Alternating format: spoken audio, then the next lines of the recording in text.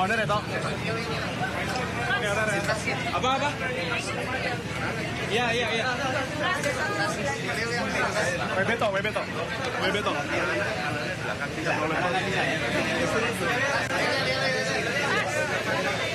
Cakep. Sip. Oke ya.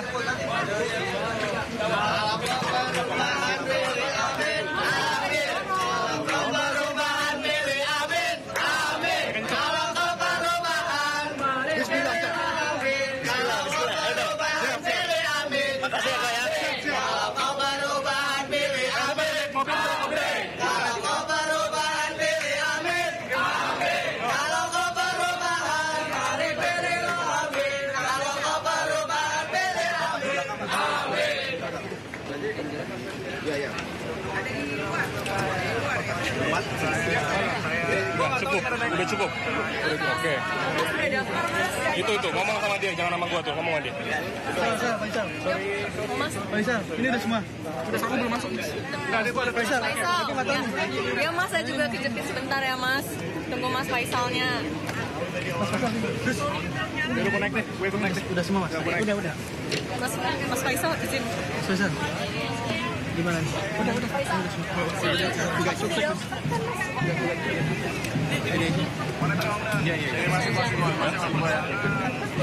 Satu. Oke, aman. Gambar ya pakai terus. Depan.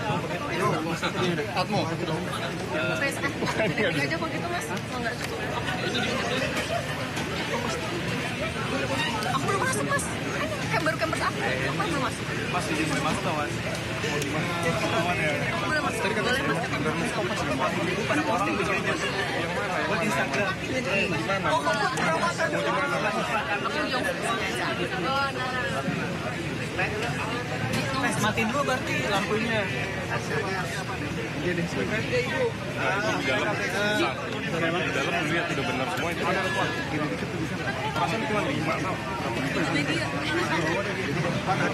Oke, lagi setting. Oke, aman. Sip.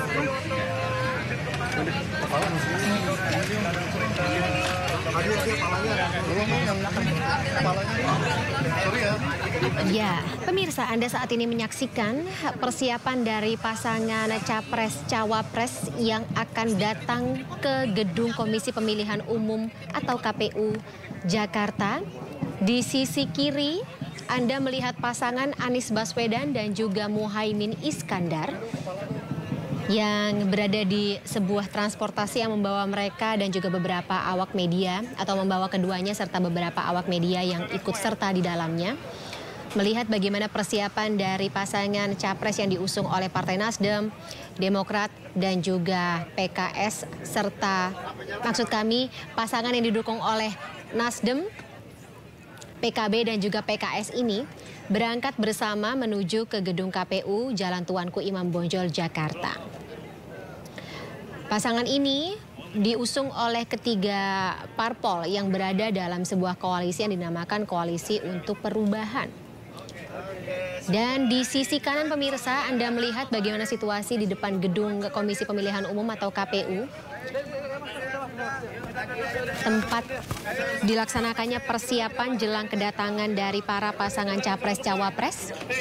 Tadi kita sudah lihat sebelumnya pernyataan resmi pasangan dari Ganjar Pranowo dan juga Mahfud MD yang diwakilkan tentunya oleh sang Capres Ganjar Pranowo di depan awak media di lokasi Media Center Tim Pemenangan Nasional atau TPN Ganjar Mahfud, Jalan Cemara, Jakarta. Di mana Ganjar tadi mengatakan tidak terlalu memusingkan mengenai nomor urut berapa yang akan diusung atau disematkan ke pasangan yang diusung oleh kerjasama politik antara PDI Perjuangan, Partai Perindo, Hanura dan juga P3 ini, Partai Persatuan Pembangunan atau P3.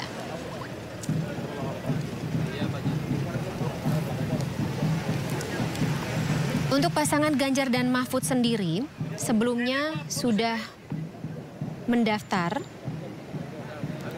ke KPU sebagai bakal capres dan juga cawapres pada Oktober 2023 dan kemarin juga sudah ditetapkan oleh KPU sebagai pasangan capres dan juga cawapres pada hari Senin tanggal 13 November 2023. Ditetapkan secara resmi untuk berlaga atau ikut berlaga dalam pemilu 2024.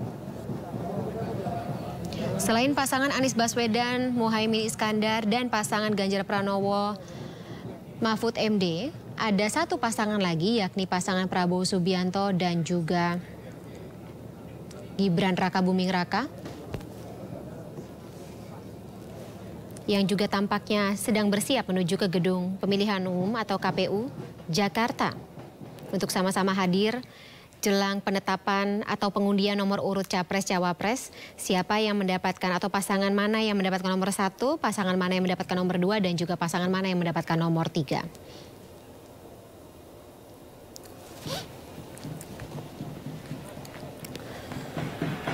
Kita sama-sama menantikan pemirsa seperti apa dan juga kapan bagaimana kedatangan dari para pasangan capres dan juga cawapres di gedung Komisi Pemilihan Umum malam hari ini, karena seharusnya pada jam 18.30 waktu Indonesia Barat seharusnya sedianya pelaksanaan gala dinner atau rangkaian dalam acara pengundian nomor urut capres cawapres ini diawali dengan gala dinner atau makan malam bersama antara para pasangan capres dan juga cawapres serta tamu undangan lainnya, terutama ketua umum dari parpol yang juga sudah ditetapkan menjadi peserta pemilu 2024.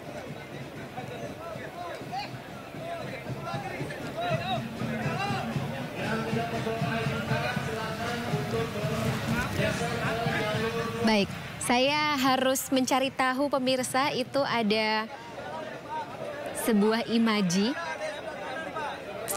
kondisi sebuah transportasi umum yang tampaknya dinaiki oleh pendukung pasangan. Saya harus masih mencari tahu pemirsa. Bis tersebut dinaiki oleh pendukung dari pasangan capres dan juga cawapres yang mana yang tampaknya sudah hadir di gedung KPU. Apakah itu pasangan Anies Baswedan Muhaimin Iskandar seperti yang sudah tadi kita saksikan bersama? Ternyata ini adalah kedatangan dari pasangan Prabowo Subianto dan juga Gibran Rakabuming Raka, pemirsa. Tadi menaiki bis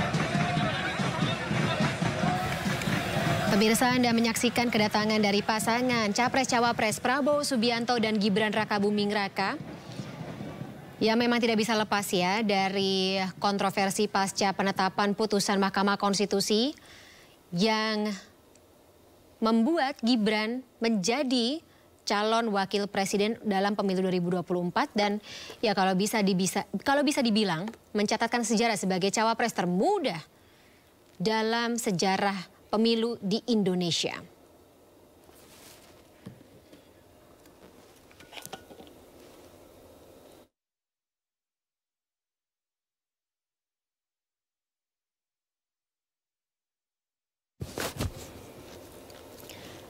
Ya, 91 hari lagi jelang pelaksanaan pemilu 2024 tanggal 14 Februari 2024, pemirsa.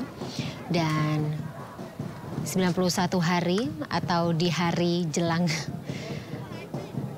hari tersebut, saat ini Anda menyaksikan bagaimana rangkaian acara pengundian nomor urut capres dan juga cawapres pemilu 2024 akan dilaksanakan. malam hari ini.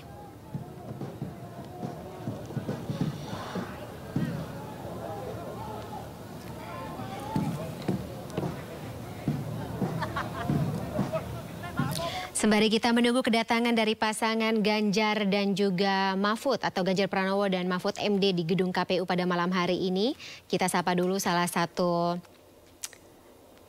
Ketua DPP Partai pengusung dari pasangan tersebut, lebih tepatnya Yusuf Lakaseng selaku Ketua DPP Partai Perindo. Selamat malam Bang Yusuf.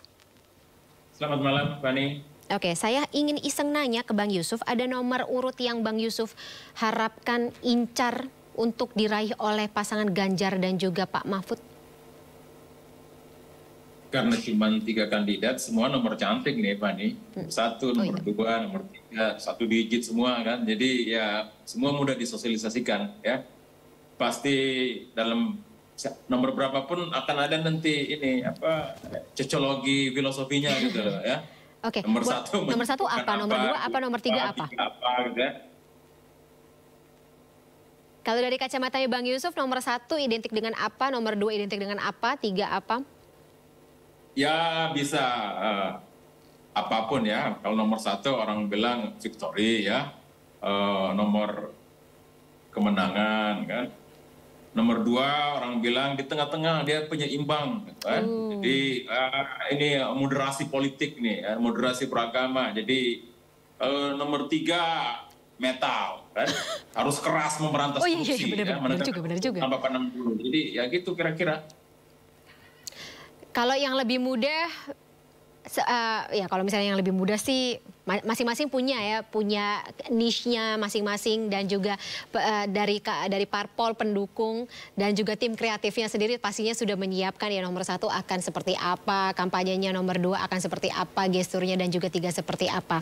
Tapi selain itu mungkin yang lebih besar lagi Bang Yusuf, dalam pengundian nomor urut ini ketiga pasangan akan bertemu satu sama lainnya Bang Yusuf. Ekspektasi seperti apa? Tadi saya juga sudah, saya bahkan sempat mendapatkan informasi dari salah satu politikus Partai Gerindra bahwa sempat ada muncul provokasi atau bentuk provokasi yang muncul di atau beredar di WhatsApp grup akan ada apa ya namanya?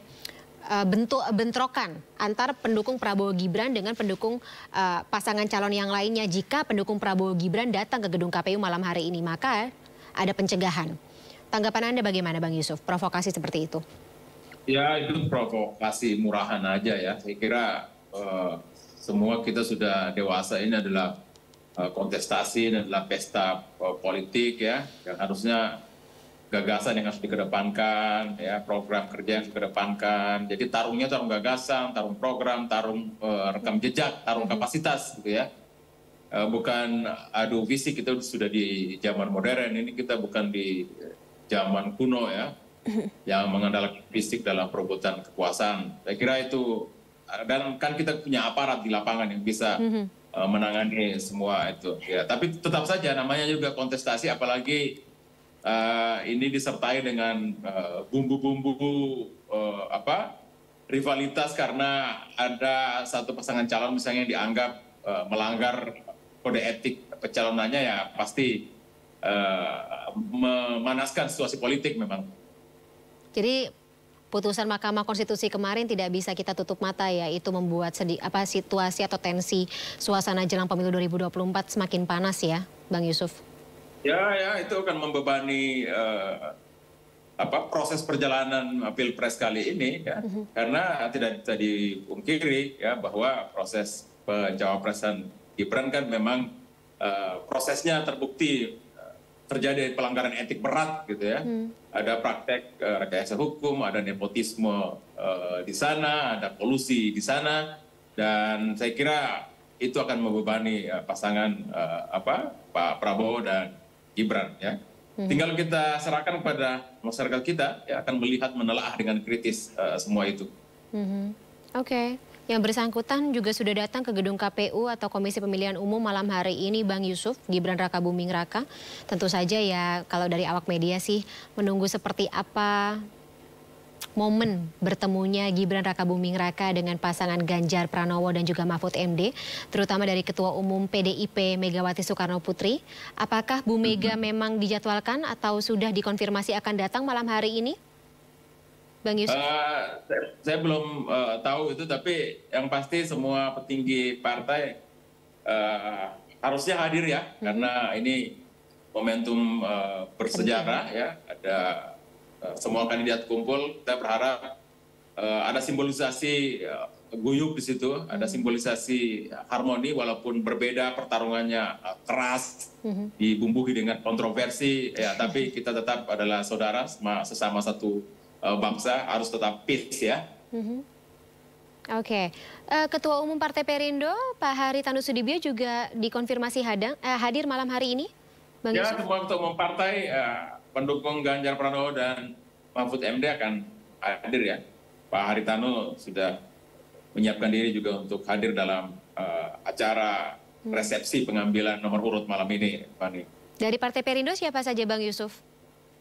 Dari Partai Perindo ya tentu adalah ada Tuan Guru Bajang ya, dan ada beberapa pengurus-pengurus pimpinan yang lain. Saya tidak lagi berada di Jakarta, maka tidak ikut di sana. Kita ada di sini nih bersama Fani, menemani Fani nih, menemani pemirsa Sindo News ya. Perannya juga masing-masing, tujuannya sama-sama kita lihat dan juga dukung terkait dengan pengundian nomor urut Capres dan Cawapres 2024 ya, Bang Yusuf ya. Ada baik. Bang Yusuf, saya akan ajak Anda untuk menuju ke depan gedung KPU.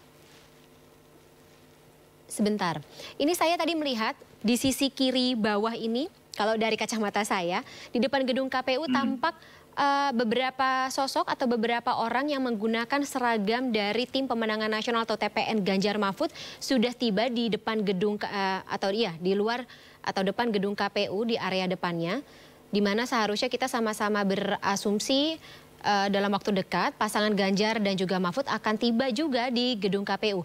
Ada informasi, Bang Yusuf, yang bersangkutan pasangan Ganjar Mahfud dan juga para parpol pendukungnya datang jam berapa?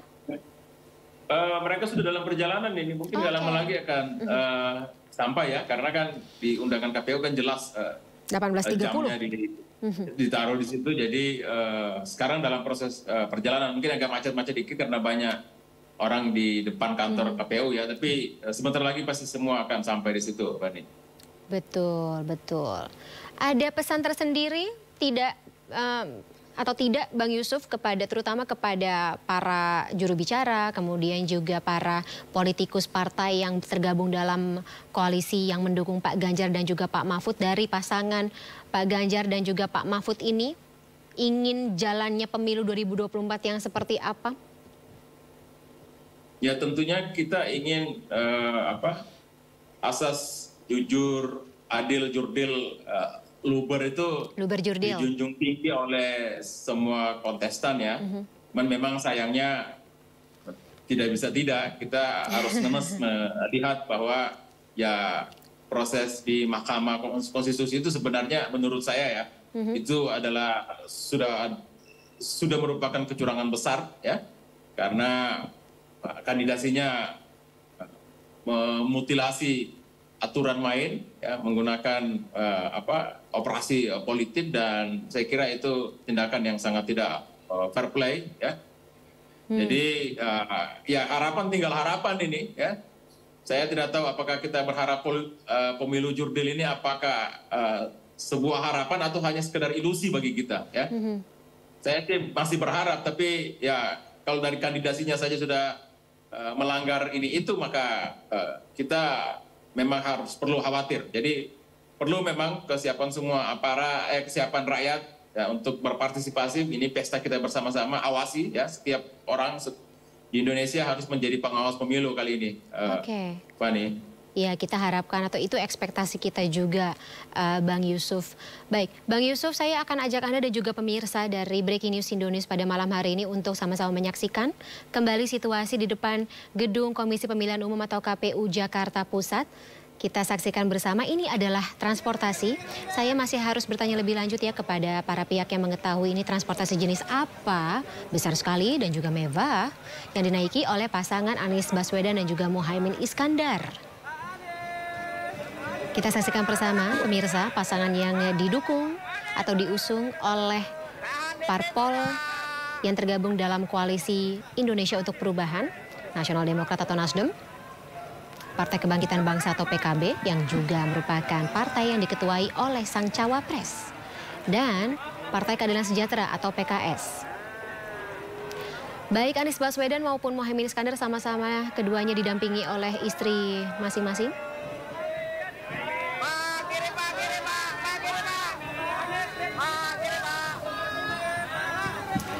Ya, awak media meneriakan sesuatu untuk mencoba mencari momentum mengabadikan kedatangan dari pasangan Anies Muhaimin atau yang saat ini lebih akrab ya disapa sebagai pasangan Amin.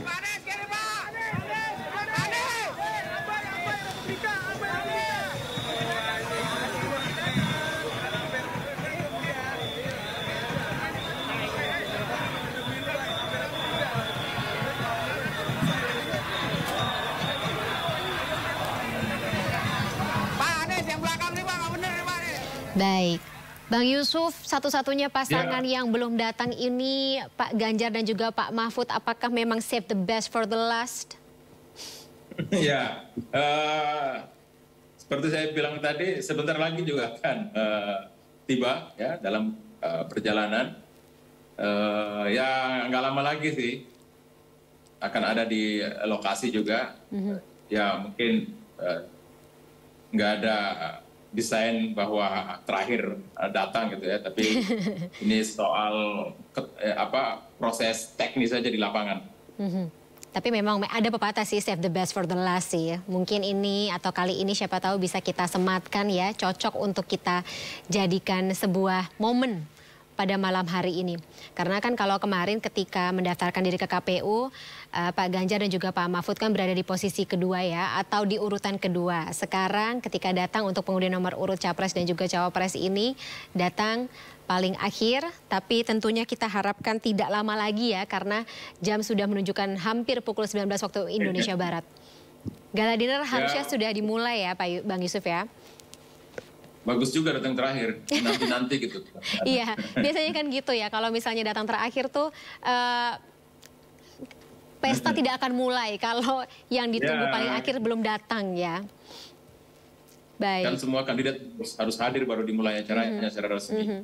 Tapi kita juga masih menunggu kedatangan dari para ketum parpol, terutama yang berada dalam kerjasama politik antara PDIP, Perindo, Partai Hanura, dan juga Partai Persatuan Pembangunan atau P3 untuk sama-sama datang. Kami masih juga menunggu informasi dari teman-teman yang ada di lokasi, di Komisi Pemilihan Umum, apakah sudah terlihat, sudah hadir di tempat untuk sama-sama mengikuti gala dinner atau belum. Tapi kita kembali lagi ke dialog kita sebelumnya, ke pembicaraan kita sebelumnya, Bang Yusuf Lakaseng. Ada banyak kekhawatiran tadi sih Bang Yusuf dengan adanya beberapa momentum terjadi dalam dinamika beberapa bulan terakhir, dan kekhawatiran tersebut mengarah kepada kecurangan jelang pemilu 2024 atau kecurangan yang terjadi selama pemilu 2024. Ketua Umum PDIP Megawati Soekarno Putri sendiri yang kita sudah tahu sudah melewati beberapa kali pesta demokrasi mengatakan jangan sampai terjadi kecurangan lagi. Apa insinuasi yang Bang Yusuf tangkap?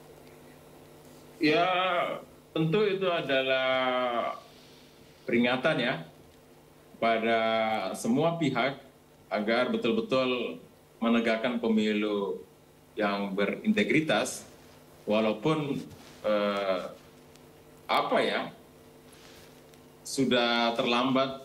Apakah bisa kita bilang sudah terlambat atau ya itu sebatas himbauan moral jadinya ya. Karena tadi itu ada proses yang tidak pantas ya, yang melanggar etis, yang akhirnya legitimasi moral dari kandidat tersebut menjadi pertanyaan kita semua ya. Karena sebegitunya gitu ya operasi politik itu dilancarkan untuk menggolkan satu kandidat yang tidak pernah terjadi sebelumnya dalam pemilu di Indonesia ya. Bang Yusuf, ini udah datang, ya. Bang Yusuf, mohon maaf saya potong. Pak Ganjar dan juga Pak Mahfud, Ganjar Pranowo dan juga Mahfud MD sudah datang di depan gedung KPU atau di lokasi Komisi Pemilihan Umum untuk sama-sama mengikuti rangkaian acara pengundian nomor urut Capres dan juga Cawapres 2024. Saya melihat ada sebuah visualisasi yang menarik, Bang Yusuf, di sini kalau dari penggunaan outfit yang digunakan oleh pasangan Ganjar dan juga Pak Mahfud, Pak Ganjar dan juga Pak Mahfud ini, ketika cukup kontras di antara keduanya, tapi saling mengisi. Pak Mahfud menggunakan peci hitam dan juga kemeja putih, sementara Pak Ganjar ya tentu saja konsisten dengan ciri khasnya, rambut putihnya dan juga kemeja hitam. Saling seperti yin and yang. Yin and yang. Itu istilah yang tadi saya lagi cari apa? Oke, yin and yang. Ya. Apakah ini juga menjadi sebuah gambaran tersendiri dinamika antara keduanya personal? Yang pertama saya melihat bahwa tampak sekali kesederhanaan ya dari kedatangan Pak Ganjar dan Pak Mahfud. Mereka hanya naik mobil Innova yang sangat sederhana ya. Itu menunjukkan bahwa mereka memang adalah orang yang merakyat dari kalangan orang biasa ya. Bukan aristokrat, bukan anak siapa-siapa. Mereka adalah representasi rakyat jelata betul, dan ya rakyat yang kebetulan juga dicalonkan menjadi capres dan juga cawapres, begitu ya? Ya. Jadi itulah bagusnya demokrasi ya. Orang yang dari kalangan biasa pun jika dia punya potensi ya, maka harusnya bisa muncul sebagai calon pemimpin nasional ya. Mereka betul-betul berproses dari bawah, ditempah ya dengan segala macam cobaan, dan mereka menunjukkan kualitasnya. Jadi bukan karbitan ya, bukan dikatrol oleh orang tuanya, oleh ayahnya, sama sekali tidak ya. Tidak lahir dari sebuah fenomena bernama dinasti politik? Ya, begitu? Saya kira jauh dari itu. Pak Ganjar sama Pak Mahfud ini punya keluarga harmoni, ya, sederhana, dan itu penting. Pemimpin itu memang harus sederhana. Kalau dalam Islam itu disebut dengan harus zuhud. Zuhud itu artinya ya mereka hanya makan dengan gaji yang diberikan kepada mereka, selebihnya mereka hibahkan kepada negara kemampuannya, gitu. Jadi nggak mengambil apapun kecuali hak mereka, yaitu gaji mereka. Selain itu mereka harus bekerja sepenuh-penuhnya untuk rakyat. Halal, begitu ya, Bang Yusuf ya. Sesuatu yang dikonsumsi atau dijalani setiap harinya halal, kemudian ketika berusaha ya diharapkan agar memberikan sebuah hasil yang halal pula tentunya. Tapi Bang Yusuf, ketika kita bicara lagi mengenai pasangan-pasangan yang atau sosok-sosok yang berangkat ke pemilu 2024 dimulai dengan cara-cara yang bisa dibilang cacat konstitusi, cacat hukum, atau ya melahirkan kontroversi. Ini seharusnya bisa menjadi pertimbangankah bagi para calon pemilih untuk mencoblos atau melabuhkan pilihan mereka dalam pemilu 2024 dong? Saya kira harus menjadi pertimbangan utama ya, karena untuk jadi kontestan saja mereka berusaha untuk memanipulasi aturan ya dengan satu operasi politik yang berbau nepotisme ya. Karena kita tahu temannya Gibran kan ketua MK yang berusaha mempengaruhi hakim yang lain. Itu bukan menurut kita, tapi menurut temuan MK. Bahkan ditulis oleh majalah Tempo juga melibatkan anggaran yang besar. Ada thank you-nya katanya setelah proses itu selesai. Jadi ini adalah satu proses yang kotor sesungguhnya ya, yang sudah ditemukan oleh MK. Jadi memang Pak Prabowo dan Gibran ini mempunyai beban sebagai pelanggar etik dan moral kepantasan ya. Itu harusnya menjadi pertimbangan masyarakat, karena kan pemimpin nasional itu saya bilang kan bukan hanya membangun beton ya, tapi dia juga harus membangun nilai, membangun hukum, membangun peradaban, membangun demokrasi, dan itu diperlukan ketauladanan. Pertanyaan kritisnya gimana kita memperoleh keteladanan kalau mereka sudah melakukan pelanggaran berat etik, moral dan kepantasan sebelum menjadi dalam memproses dirinya menjadi kandidat. Oke. Bang Yusuf sendiri, lagi-lagi ini kan bukan pesta demokrasi pertama yang pernah kita jalani ya Bang Yusuf ya. Ya. Momen seperti ini apakah pernah terjadi sebelumnya atau gambaran pernah terjadi sesuatu yang tidak baik, sesuatu yang menyalahi konstitusi, sesuatu yang menyalahi harapan kita atas pemilu yang harusnya berjalan secara ideal sebelumnya? Ya tidak pernah. Kalau kita sejarah lihat kan, ini berarti mencatat pertama kali konstitusi diubah. Pemilu langsung presiden ini kan baru dipraktekkan saat reformasi ya. Pada mulai pemilu 99, ini pemilu ke-6 secara langsung ya pilpresnya. Nah, dalam dan baru kali ini terjadi huru-hara yang menurut saya luar biasa. Ini adalah skandal politik sebenarnya. Saya bisa menyamakan kira-kira ini sama kayak skandal politik di Watergate Amerika ya. Jadi kita sebut MK Gate. Ya.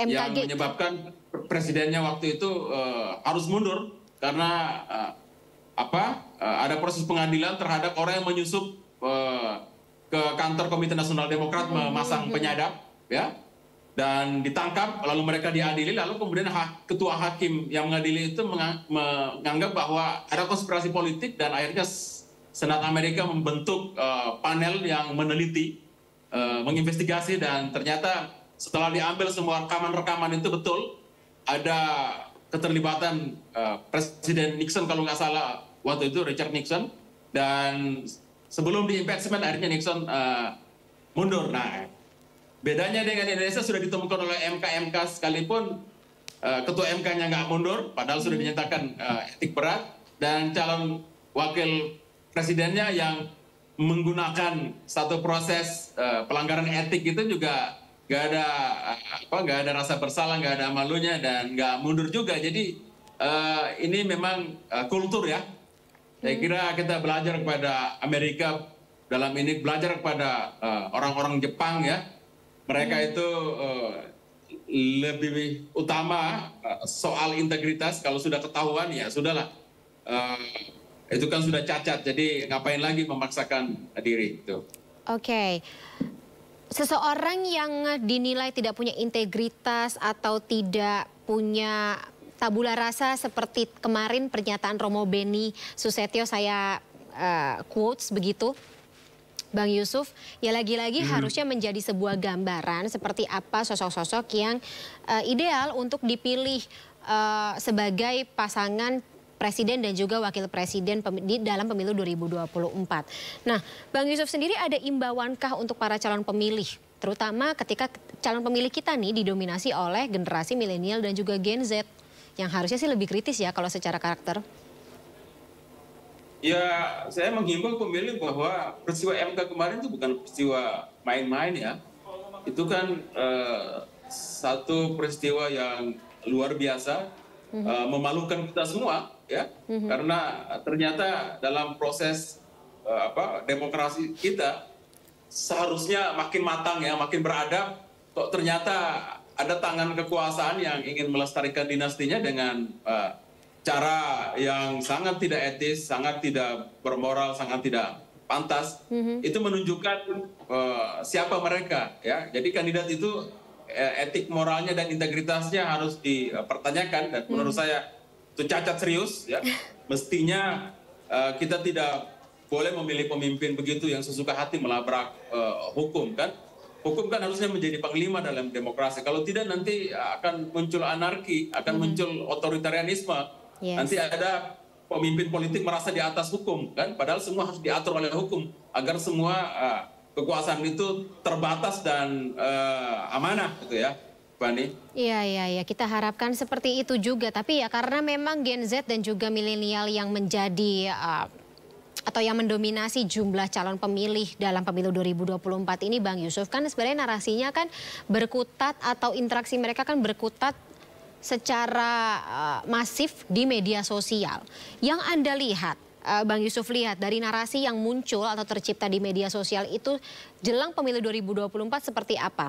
Dan yang tentunya kalau misalnya pun memang ada noda hitam atau ya saya nggak bisa bilang noda hitam karena ini belum terjadi dan saya tidak mau terlalu dini untuk mengatakan statement seperti itu. Tapi ya bentuk yang terjadi gitu, bentuk interaksi, bentuk informasi jelang pemilu 2024 yang terjadi di media sosial, menurut Anda seperti apa sampai dengan saat ini? Ya yang hiruk pikuk dan riuh kan media sosial ya. Kita lihat semenjak peristiwa mahkamah keluarga itu ya. Protes publik kan begitu luas dan itu diekspresikan di media sosial sampai ada tagar yang viral ya, kami muak. Itu kan viral banget. Dan itu disorakan banyak oleh anak-anak muda, oleh milenial, oleh Gen Z. Saya kira sekarang ini akibat proses demokratisasi kita di tengah arus teknologi informasi yang canggih, media sosial yang digunakan oleh setiap kita, membuat semua kita di rumah kacakan oleh publik ya. Jadi sedikit saja kesalahan pasti dirujak, disate di media sosial, dan saya kira itu sekarang ini sudah didapatkan oleh presiden kita sendiri, oleh pasangan Prabowo dan Gibran. Dan mereka kemudian mendapat protes publik bahkan dari semua kalangan, bahkan tokoh bangsa yang sepuh pun sudah turun gunung ya. Saya melihat mereka seperti resi yang berhenti dari pertapaannya karena melihat negerinya sedang dikhianati oleh pemimpinnya gitu, Fani. Ini juga 19 tokoh yang sampai turun gunung membentuk Majelis Permusyawaratan Rembang kemarin, apakah juga menjadi alarm tersendiri, Bang Yusuf? Ya, itu adalah alarm tersendiri. Karena kalau dalam kontestasi ini, kalau yang saling menuduh dan menyerang itu adalah kontestan dan pendukungnya, itu biasa saja. Tapi kalau ada banyak non-partisan, bahkan tokoh-tokoh kredibel seperti 19 tokoh itu, sampai menyatakan keprihatinannya, itu berarti ada masalah serius. Seperti diketahui bahwa semua bilang bahwa situasi kita tidak sedang baik-baik saja, dan saya kira mereka sedang mengalami itu. Bahkan tokoh-tokoh itu ada yang sampai meneteskan air mata gitu ya, melihat pemimpin yang juga mereka pilih, mereka harapkan, tapi kemudian mengecewakan di kemudian hari ya, mempraktekkan nilai yang berbeda ya, berbalik 180 derajat dari harapan kan. Sementara kalau kita kutip pernyataan seorang Napoleon Bonaparte bahwa kata dia seorang pemimpin itu adalah pemberi harapan. Nah, harapan itu yang hilang sekarang, harapan itu yang dikhianati, maka semua orang menyatakan ekspresinya, dan termasuk tokoh-tokoh sepuh itu ya, sampai bahkan meneteskan air mata. Itu adalah sinyal, tanda-tanda alam bahwa kalau pemegang otoritas kekuasaan tertinggi di Republik ini terus melakukan blunder ya, terus melakukan hal-hal di luar hal yang bajik ya, di luar kebajikan, pasti masyarakat akan mencari jalan keluarnya sendiri, dan bisa jadi jalan keluarnya itu adalah jalan keluar di luar konstitusi, karena dia lihat pemimpin tertinggi mencoba mempermainkan konstitusi justru ya. Oke, baik Bang Yusuf. Tapi masih ada lagi sih yang ingin saya dalami terkait tadi dengan adanya Majelis Permusyawaratan Rembang dan bagaimana narasi yang muncul atau kekhawatiran yang muncul dari sana. Tapi kita akan dalami di segmen berikut ya, Bang Yusuf. Kita akan jeda sesaat. Kita minum dulu ya biar lebih semangat. Baik, Bang Yusuf. Oke, dan juga pemirsa, Breaking News Indonesia masih akan segera kembali. Tetaplah bersama kami.